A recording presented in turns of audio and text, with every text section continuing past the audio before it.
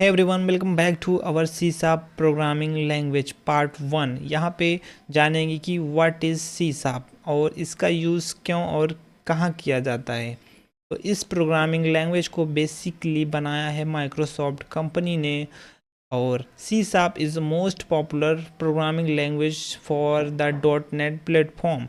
मतलब ये एक प्लेटफॉर्म है जहाँ पे आप इसका यूज़ करके एक प्लेटफॉर्म, मतलब प्रोग्रामिंग लैंग्वेज खाली कुछ काम का नहीं होता है जब तक उसको कहीं किसी लाइब्रेरी या फ्रेमवर्क के साथ अटैच करके यूज़ ना किया जाए, तभी आप कुछ ना कुछ एप्लीकेशन बना पाते हो। सिर्फ प्रोग्रामिंग लैंग्वेज से आप सिर्फ उसको सीख सकते हो और छोटे मोटे प्रोग्राम बना सकते हो। कुछ अगर ओपन सोर्स या फिर कुछ विजिबल चीज़ बनाना चाहते हो तब आपको फ्रेमवर्क, लाइब्रेरी, प्लेटफॉर्म का यूज़ करना पड़ता है। तो वो है डॉट नेट प्लेटफॉर्म के साथ जो है सी शार्प कंफर्टेबल है काम करने के लिए, कुछ बनाने के लिए application. Dot net is a free cross platform open source development environment. मतलब ये एक फ्री प्लेटफॉर्म है, इसका कोई भी इस्तेमाल कर सकता है और ये ओपन सोर्स है, आप इसको फ्री में यूज़ कर सकते हो। C sharp program can run many devices. मतलब आप लोग इसको कई भी, कितनी भी, मतलब बहुत सारी डिवाइसेस में रन कर सकते हो। मतलब supported platform includes, that means internets of thing. मतलब आप इसको आईओटी डिवाइसेस में रन कर सकते हो, क्लाउड प्लेटफॉर्म पे भी रन कर सकते हो, सर्वर्स पे भी रन कर सकते हो, और डेस्कटॉप, कंप्यूटर, मोबाइल, इसके प्रोग्राम को ये सारी जगहों पे आप लोग रन कर सकते हो और एप्लीकेशन बना सकते हो। With C sharp you can build, क्या क्या बना सकते हो? मोबाइल ऐप्स, डेस्कटॉप के लिए ऐप्स बना सकते हो, वेब ऐप्स यानी कि वेबसाइट बना सकते हो, सर्वर बना सकते हो जहाँ से वेबसाइट या फिर ऐप का डेटा आता है।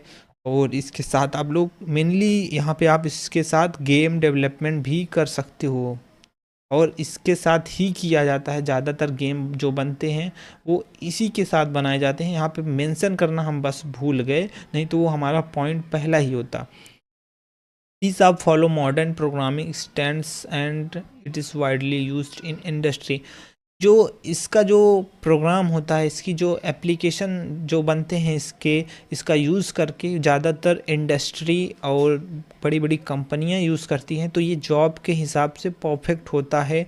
बस थोड़ा इसका लर्निंग जो होता है, मैकेनिज़्म थोड़ा हार्ड होता है, बट मैं यहाँ पे इसको इजी बना दूंगा, सबसे आसान तरीके से आपको पढ़ाऊँगा विथ एग्जांपल। बाकी सारी प्रोग्रामिंग लैंग्वेज का भी कंपैरिजन करके पढ़ाऊँगा।